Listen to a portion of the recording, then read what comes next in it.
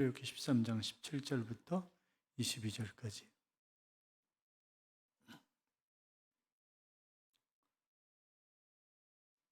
교도하겠습니다. 제가 17절 있습니다. 바로가 백성을 보낸 후에 블레셋 사람의 땅의 길은 가까울지라도 하나님이 그들을 그 길로 인도하지 아니하셨으니 이는 하나님이 말씀하시기를 이 백성이 전쟁을 하게 되면 마음을 돌이켜 애굽으로 돌아갈까 하셨습니다.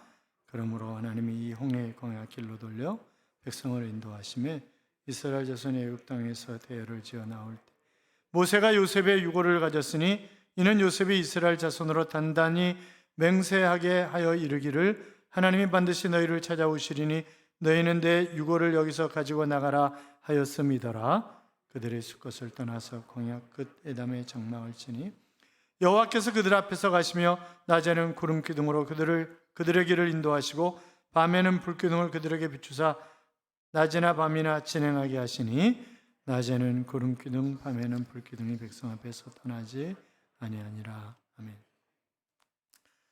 구TV 쪽의 요청으로 러브쇼 녹화를 다음 주 오후 찬양 예배 후에 할 것입니다. 간단한 인터뷰를 4사람이 하게 될 터인데 그 남녀, 청년, 어르신 중에서 이제 뭐 교회에 대해서 또 목사님에 대해서 또 간단한 간증이라든지 이제 이런 것을 하게 될 터인데 텔레비전 나오고 싶은 분 있으면 얘기를 하시면 드렸어요. 그리고 또 장기 자랑을 이번에 전국의 텔레비전으로 내 끼를 한번 발산해 보겠다. 그런 분이 있으면 얘기를 하시면 되겠어요. 같이 인사하겠습니다. 주의 이름으로 잘 될 것입니다. 더 잘 될 것입니다. 끝없이 잘 될 것입니다. 아멘. 예배 자리에 함께 하신 여러분, 이 한 주간도 하나님이 동행하심으로 잘 되는 행복한 한 주간의 삶이 될 줄로 믿습니다. 지난 일주일 동안 오미크론 환자가 한 250만 명쯤 나왔죠. 그러면 관계된 가족들 할 거 없이 교회도 너무 많이 지금 못 오고 계시는데 참 안타깝다 그런 생각이 들어요. 여러분, 선진국은 제일 먼저 전문가의 의견을 존중합니다. 그 다음에 경제 원리를 따집니다. 그리고 맨 마지막에 정치 원리를 따지는 거거든요. 후진국은요 거꾸로 해요. 정치 원리, 그 다음에 경제 원리, 그 다음에 마지못해서 전문가의 의견을 듣습니다. 그런 측면에서 우리는 선진국입니까? 후진국입니까? 대답하고 싶지 않아요. 그런데 하버드 대학이라든지 예일 대학이라든지 이런 데서 연구한 결과에 의하면 피가 O형인 사람들이 확진이 좀 덜 된다 그러죠. O형이. 확진 잘 걸리는 사람들이 A형이랍니다. A형이 잘 걸린대요. 저는 피 검사를 하도 안 해가지고 군대 갈 때 무슨 형인지 몰라가지고 그냥 A형이라고 썼어요. 그래가지고 개목걸이도 전부 다 A형으로 돼 있었어요. 나중에 조사해보니까 B형이더라고.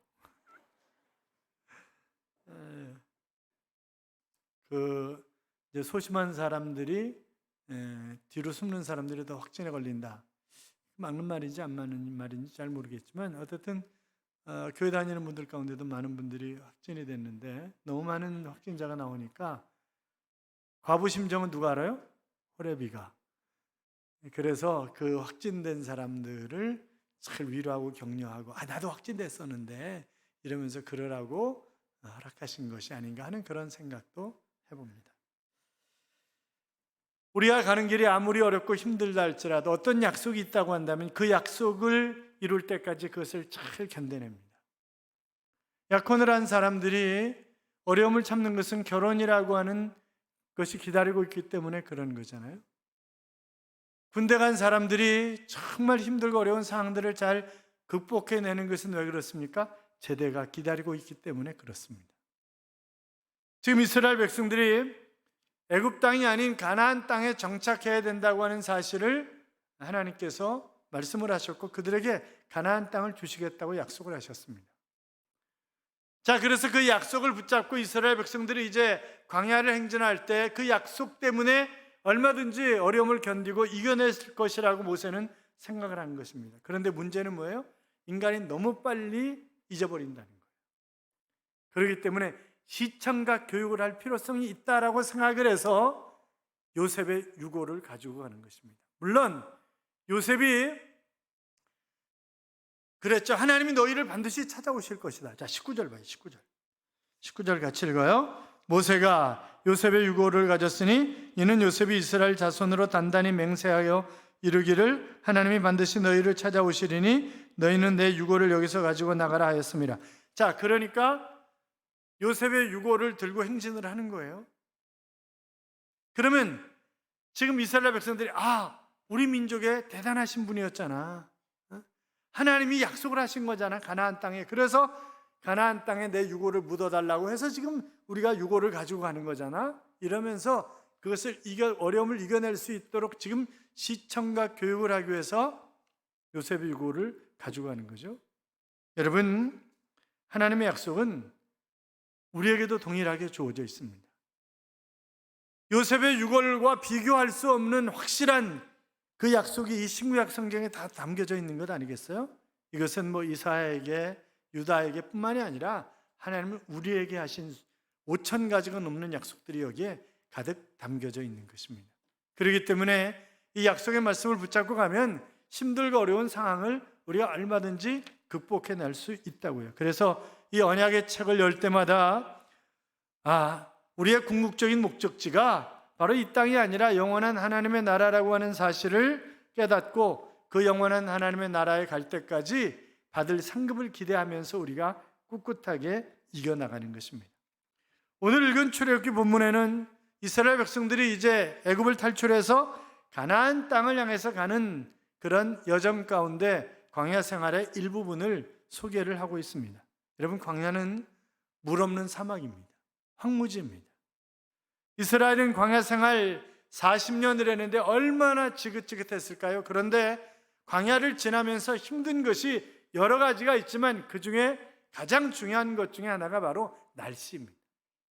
낮에는 40, 50도가 올라가는 것입니다. 밤에는 1, 20도 떨어지는 거예요.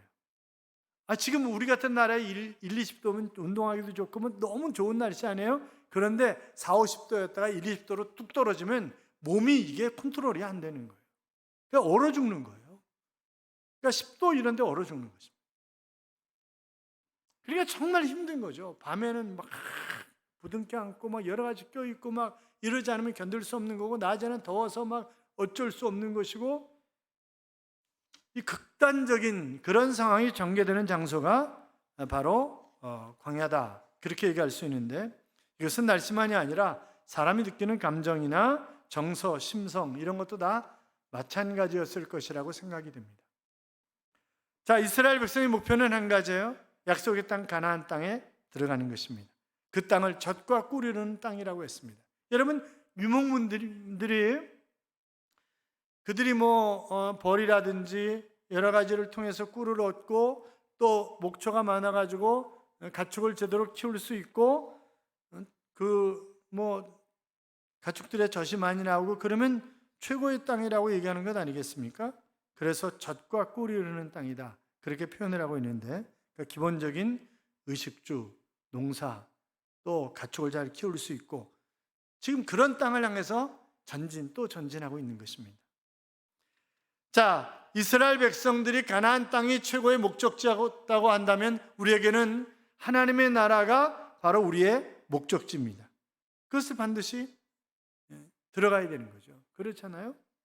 이스라엘 백성들은 이제 애굽의 노예에서 벗어났습니다. 출애굽했습니다. 그런데 출애굽했다고 모든 것이 끝나나요? 그렇지 않습니다. 여러분, 마찬가지예요. 우리가 예수 그리스도를 구주와 주님으로 영접해서 하나님의 자녀가 됐어요. 그러면 모든 것이 다 끝납니까? 아니요. 이제 신앙의 출발이에요. 계속해서 우리가 하나님의 은혜를 기억하면서 하나님의 인도하심을 받아야 된다고 하는 사실을 오늘 본문은 말씀하고 있는 것입니다. 본문에 앞서서 1절부터 16절까지는 하나님의 은혜를 절대 잊어서는 안 된다라고 하는 그런 얘기를 하고 있는 것이고, 17절부터 22절까지는 우리는 여전히 하나님의 인도하심을 받고 살아야 된다라고 하는 그런 이야기를 하고 있는 것입니다. 자, 2절, 3절 같이 읽어요. 이스라엘 자손 중에서 사람이나 짐승을 막론하고 태에서 처음 난 모든 것은 다 거룩히 구별하여 내게 돌리라. 이는 내 것이니라 하시니라. 모세가 백성에게 이르되 너희는 애굽의 종 되었던 집에서 나온 그날을 기념하여 유교병을 먹지 말라. 여호와께서 그 손의 권능으로 너희를 그곳에서 인도하여 내셨습니다. 9절 10절 읽겠습니다. 이것으로 내 손의 기호와 내 미간의 표를 삼고 여호와의 율법이 내 입에 있게 하라. 이는 여호와께서 강하신 손으로 너를 애굽에서 인도하여 내셨음이니 해마다 절기가 되면 이 규례를 지킬지니라. 14절 같이 읽습니다. 후일에 내 아들이 내게 묻기를 이것이 어찌 됨이냐 하거든 너는 그에게 이르기를 여호와께서 그 손의 권능으로 우리를 애굽에서 곧 종이 되었던 집에서 인도하여 내실세. 자, 지금 거듭해서 유월절 규례를 지키라 하시는 이유가 뭐예요? 잊어버리지 않도록, 하나님의 은혜를 기억하도록 거듭 말씀하시는 거예요. 뭐 손목에 매라, 미간에 붙여라, 잊지 말라는 거예요. 잊지 말라는 거예요.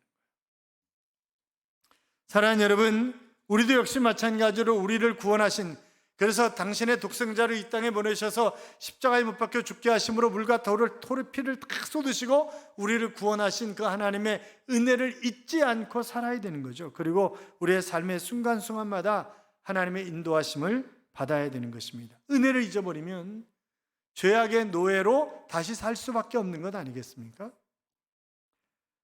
자, 그런데 출애굽한 이스라엘 백성들에게 하나님이 뭐라고 명령을 하시냐면 첫 것은 다 드리라는 거예요. 초태성은 다 드리라는 거예요. 자, 왜요? 애굽의 첫 것을 다 죽이셨잖아요. 그런데 이스라엘의 첫 것은 살려주셨잖아요. 첫 것은 내 거라는 거예요. 그러니까 물론 뭐 첫 것만이 하나님 건 아니죠. 다 하나님 것이죠. 그런데 첫 것을 드림으로 모든 것이 하나님의 은혜다라고 하는 그런 신앙 고백을 하라고 하는 거예요. 고린도서 6장 20절에 들어보시면 너희는 너희의 것이 아니라 값으로 산 것이 되었으니 그런즉 너희 몸으로 하나님께 영광을 돌리라 그랬습니다. 로마서 12장 1절에 보시면 너희 몸을 하나님이 기뻐하시는 거룩한 산 제사로 드리라 그렇게 말씀하셨습니다. 그래서 가장 좋은 것, 제일 먼저 얻은 것, 그것을 하나님께 드리는 것은 당연한 것이다. 그런 말씀을 하고 계시는 것입니다. 어떻든 1절부터 16절까지는 하나님의 은혜를 잊지 말라. 그러니까 첫 것을 늘 드리면서 모든 것은 다 하나님의 은혜야. 이제 그런 고백을 하면서 드리도록 하는 거죠. 자, 17절부터 22절은 뭐라 그랬어요? 하나님의 인도하심을 받고 살아야 된다는 그런 이야기를. 여러분, 나보다 나를 더 잘하시는 하나님이십니다. 그래서 나의 머리카락까지 세심 받으신 하나님이다. 성경은 그렇게 말씀하고 있는데, 자, 그렇기 때문에 우리가 하나님 앞에 모든 것을 맡기고 하나님의 인도하심을 따라 살아야 되는 것 아니겠습니까? 자, 출애굽한 이스라엘 백성들이 기쁨과 감격이 충만했습니다. 그런데 그들이 만약 블레셋 땅을 지나서 올라가게 되면 블레셋 민족은 원래 해적 출신이에요. 전쟁에 능한 사람들이에요. 지금 그 지중해 연안을 따라서 올라가면 열흘이면 가나안 땅에 올라갈 수 있어요. 고센 땅에서. 그런데 지금 하나님은 돌리시는 거예요. 저 밑으로. 왜요? 쉽고 빠른 길이 아니라, 여러분, 우리는 늘 쉽고 빠른 길을 원하는 거잖아요. 편하게. 예수 믿는 것도 쉽게 편하게.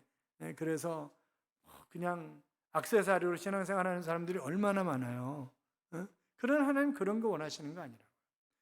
쉽고 편한 것보다는 바르게 가는 것이 무엇이냐? 안전하게 가는 것이 무엇이냐? 그것을 하나님이 더 원하시는 거죠. 그래서 지금 지중해로 안 올려보내시는 거예요. 지중해 연안길로 안 올려보내시는 거예요. 왜요? 노예 출신이고 전쟁을 경험해보지 못한 그들이 훈련된 군사들이 아니잖아요. 그런데 막강한 군대와 만나서 싸워보기도 전에 야, 애굽으로 돌아가자 이러고 36개 주랭랑 칠 것이 너무나 뻔하기 때문에, 그래서 지금 하나님은 홍해로 데리고 내려가시는 거예요. 그런데 여러분 보세요. 쭉 아래로 내려가요. 그런데 막다른 길이에요. 홍해가 앞을 가로막고 있어요. 어떻게 가겠어요? 건너가서 3일 길 걸으면 말아요. 쓴물이 나오는 거예요. 광야로 들어가면 물도 없고요. 이 건조하고 도무지 사람이 살 수가 없어요. 끊임없이 펼쳐지는 그 르비딤이라든지 이런 사막 속에서 불뱀이 있죠. 여러 가지 그 사람들을 괴롭히는 그런 곤충들이 있죠. 그러니까 살 수가 없는 거예요. 근데 하나님은 그 길로 인도하시는 거예요, 지금. 기가 막힌 노릇이죠? 왜 그래요? 내가 인도하겠다는 거예요, 내가. 나 따라오라는 거예요, 하나님은. 잠언 14장 12절에 보시면 이런 말씀이 있어요.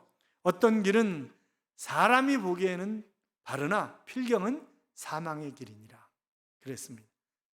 사람들이 보기에 좋은 길인데, 그런데 그 길이 결국 나를 사망으로 끌고 가는 길이라는 거예요. 그러니까 그 길로 가서는 안 된다는 거죠. 쉬운 길로 가서는 안 된다라고 하는 것입니다.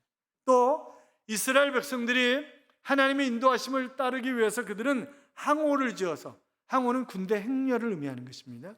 그러니까 이스라엘 백성들이 나올 때 쭉 군대가 행진하는 것처럼 그렇게 해서 전진을 하는 거예요.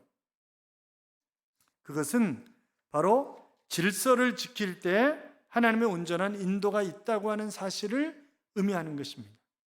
앞장서야 할 제사장과 그 뒤를 따르는 백성들, 그 위에 하나님의 구름 기둥과 불 기둥이 그들을 인도해 가는 것입니다. 자, 그러니까 지금으로 얘기하면 앞서가는 목회자와 그 뒤를 따르며 순종하는 성도들, 거기에 하나님의 인도가 있어서 적과 꿀을 이루는 그런 땅에 도달할 수 있다고 하는 그런 얘기죠.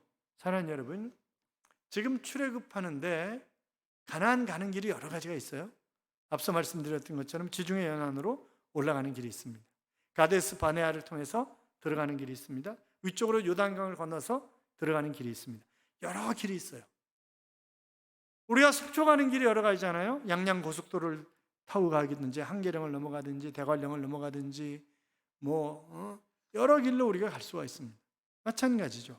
그런데 하필이면 하나님이 왜 하필이면 이렇게 어렵고 힘든 길로 데려가냐 이 말이죠. 그것은 신명기 8장 14절 이하에 보면 이렇게 기록되어 있습니다.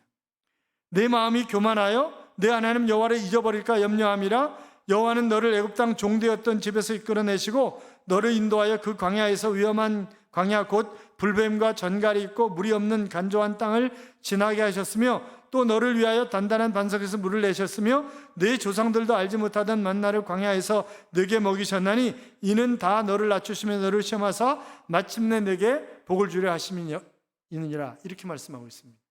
자, 그러니까 하나님 시험하신다는 거예요. 왜요? 나를 낮추시겠다는 거예요. 그리고 마침내 내가 복을 받을 수 있도록. 그러니까 하나님이 마치 유격 훈련 코스와 같은 그런 코스를 만들어 놓고 가게 하는 이유는 뭐예요? 강인한 군대를 만들기 위해서 그러시는 것처럼 바로 마침내 하나님이 복을 받을 수 있는 백성으로 이스라엘 백성을 그렇게 만드시기 위해서 그렇게 하시는 것이라고 하는, 그러니까 우리에게 여러 가지 고통과 역경이 있으면 뭐예요? 하나님 마침내 나에게 복을 주시려고 이러시는구나, 그렇게 생각하면 맞다고 하는 것입니다. 그러니까 우리가 교만하지 말아야 돼요. 하나님 왜 이러시냐, 왜 하필이면 나냐고 이렇게 얘기하면 안 된다 이 말이죠.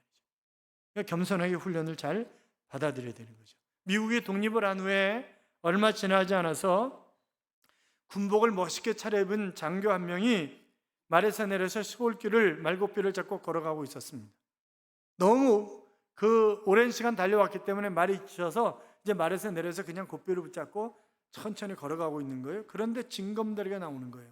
비가 온 뒤였기 때문에 징검다리가 물에 잠겨 있는 것입니다. 사방을 둘러보니까 저 먼데 한 노인이 농사를 짓고 있는 거예요. 영감님! 영감님! 그러고 불렀어요. 그러니까 영감님이 오시는 거예요. 영감님, 제가 이 군복을 입고 있는데 이 군복이, 멋있는 군복이 물에 젖어서야 되겠습니까? 그러니까 나를 좀 업고 건너주세요. 그랬더니 이 영감님 웃으면서 그럼 업히세요. 그리고 이제 업고 이제 징검다리를 건너가는 거예요. 그러니까 이 젊은 장교가 묻습니다. 노인장, 군대는 가보셨어?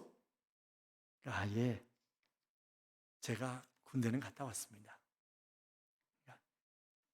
그러면 1병이셨어? 그거보다 조금 높았습니다. 그러더니 그래요? 그러면 상병이었어? 그거보다 좀 높았습니다. 그렇다면 하사관이었겠군. 꽤나 공을 세운 모양이구려. 그랬더니 노인이 웃으면서 이렇게 얘기를 합니다. 뭐 공이라야 보잘것없었습니다만 그래도 그거보다는 조금 높았습니다. 그러자 장교의 눈이 휘둥그러졌습니다. 그렇다면 당신도 장교였단 말이오? 그랬더니 노인은 젊은 장교의 군복이 물에 젖지 않도록 조심스럽게 시내를 건너면서 얘기를 합니다. 보잘것없는 능력이었음에도 그것보다는 조금 더 높았습니다. 조국과 하나님께서는 조금 높은 직위를 허락하셨죠. 그랬더니 젊은 장교가 혀가 굳어져서 더 이상 이야기를 못하는 거죠. 그러면 장군이셨습니까? 이렇게 묻는 거죠. 그랬더니 웃으면서 아니요, 조금 더 높았습니다. 이 이야기는 미국 독립의 아버지이자 초대 대통령이었던 조지 워싱턴 대통령이 퇴임 후에 자기 고향으로 돌아가서 농사를 지으며 살았던 그 시절의 이야기입니다. 이 일하는 한 인간이 사람들을 가르치고 이끌 수 있는 기본적인 힘이 어디서 나오는가? 그리고 그 힘이 주위 사람들에게 어떤 모습으로 다가오는지를 교훈하고 있는 그런 이야기입니다. 출애굽해서 가나안 땅으로 가는 것은 우리 성도들의 인생과 비유되는 그런 이야기죠. 우리도 예수 믿고 신앙생활을 출발을 했습니다.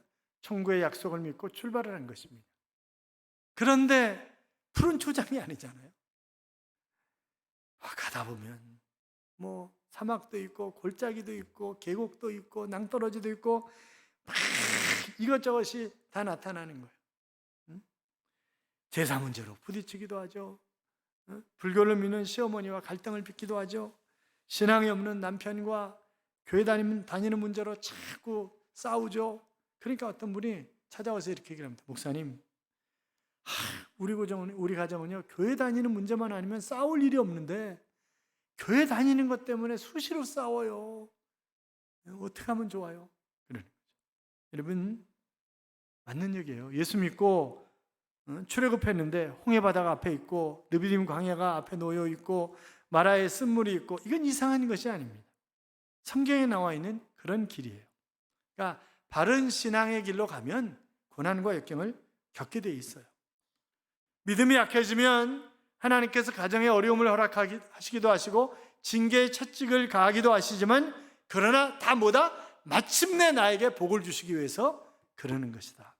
그렇게 기록하고 있는 것을. 그래서 사도 바울은 사도행전 14장 22절에서 뭐라고 얘기를 합니까? 우리가 많은 환난을 겪어야 할 것입니다. 그렇게 말씀하고 계시는 것을 우리가 볼 수 있습니다. 하나님 교육을 시키시는 것입니다. 자, 그런데 그냥 내버려 두시는 것이 아니에요, 하나님이. 자, 21절 22절 봐요. 같이 읽어요. 여호와께서 그들 앞에서 가시며 낮에는 구름 기둥으로 그들의 길을 인도하시고 밤에는 불 기둥을 그들에게 비추사 낮이나 밤이나 진행하게 하시니 낮에는 구름 기둥 밤에는 불 기둥이 백성 앞에서 떠나지 아니하니라. 자, 여호와께서 그들 앞서서 가시며, 할렐루야, 앞서 가신다고요, 하나님이. 나는 뭐예요? 따라가기만 하면 되는 거예요. 그냥 앞서 가시는 거예요, 하나님이. 그런 표현을 출애굽기 14장도로 이 오늘 본문뿐만이 아니라 여러 군데에서 기록하고 있는 것을 우리가 볼 수 있습니다.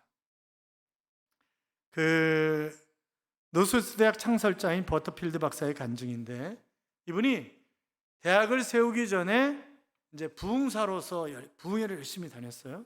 근데 어느 교회 부흥회를 가는데 영감님이 하도 자기 집에서 묵어주기를 원해서 그 집에서 묵기로 했습니다. 그분은 음식 솜씨도 아주 없는 분이었습니다. 그러니까 이제 짐을 풀었는데 그 교회 젊은이들이 와가지고, 목사님 이건 아닙니다. 그냥 옮기시죠. 저희 집으로 가시죠. 훨씬 더 넓고 좋습니다. 밥을 해주는 분도 있습니다. 뭐 이러는 거예요. 근데 기도 좀 해보고요. 그러니까, 아니 무슨 그거 옮기는 걸 가지고 기도하시냐고. 그래도 하나님의 인도하심을 받아야죠. 그러면서 기도를 하는 거예요. 그런데 기도하는데 하나님이 누가복음 10장 7절의 말씀이 딱 떠오르게 하시는 거예요. 너는 이 집에 머무라. 이것저것으로 옮기지 마라. 일하는 사람이 먹을 것을 받는 것은 마땅하다. 그러면서 이 집에 옮기지 말라. 이 집을.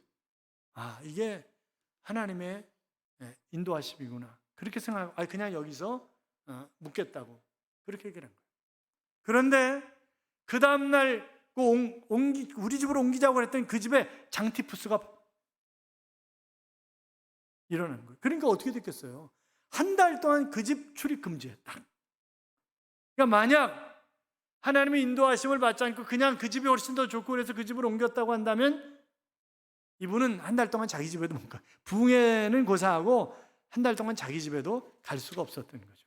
여러분, 우리가 하나님의 인도하심을 늘 받아야 합니다. 그냥 행진할 때 하나님의 인도하심을 받아 따라가기만 하면 되는 거예요.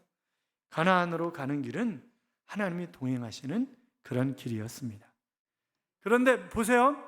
구름 기둥과 불 기둥이 이스라엘 백성들이 행진하는데 옆에 있는 게 아니에요. 앞서며 늘 앞에 있다는 거예요. 따라오라는 거예요. 따라오라. 응? 그 빌그램 목사님의 전도 대회 때 항상 그 찬양 인도라는 킴웍스라고 하는 자매가 있었습니다. 우리나라도 세종문화회관에 와서 그 전도 집회를 했었잖아요. 그런데 전도 집회가 끝난 다음에 이 킴웍스 자매에게 기자가 질문을 했습니다. 이 킴웍스 자매가 시각장애인이거든요. 그러니까 아니 답답하지 않으세요? 불편하시겠어요? 어떻게? 그랬더니 이 웍스 자매가 하는 얘기가 예, 조금 불편은 하죠. 그러나 저를 안내하시는 분의 안내를 따라가면 제가 어떤 일이든지 다 할 수 있습니다. 지금까지 그렇게 살아왔고 하나님이 그렇게 인도하셨습니다. 이렇게 이야기를 하더라는 거죠. 사랑하는 여러분, 날씨가 춥고 덥기 때문에 구름 기둥과 불 기둥을 허락하시기도 하셨지만 그러나 더 중요한 것은 뭐예요? 나를 따라오라. Follow me. 나를 따라오라는 거예요. 하나님. 사랑하는 여러분, 이 한 주간 하나님의 인도하심을, 우리가 하나님의 은혜를 잊지 않고 하나님의 인도하심을 따라 삶으로 말미암아 우리의 목적지를 향해서 멋지게 달려가는 그런 삶이 되시기를 주님의 이름으로 축원합니다. 시편 33편 13절 이하에 보면 여호와께서 하늘에서 구워보사 모든 인생을 살피시며 그가 거하시는 곳에서 세상의 모든 거민들을 굽어 살피시는도다 그랬습니다. 이 한 주간도 하나님이 우리를 살펴보실 줄로 믿습니다. 이런 찬양이 있죠. 나의 가는 길 주님 인도하시네. 그는 보이지 않아도 날 위해 일하시네. 나의 인도자 항상 함께 하시네. 사랑과 힘 주시며 인도하시네. 인도하시네. 광야의 길을 만드시고 나를 인도해 사막에 강 만드신 것 보라. 하늘과 땅 변해도 주의 말씀 영원히 내 삶에 새일 행하리라고 하는 그런 찬양입니다. 하나님께서 우리를 인도하실 것입니다. 그 전에 우리가 먼저 해야 할 일 있죠? 하나님의 은혜를 잊지 않고 사는 것입니다. 이 한 주간 하나님의 인도하심을 받을 것을 기대하면서 우리 함께 찬양하겠습니다.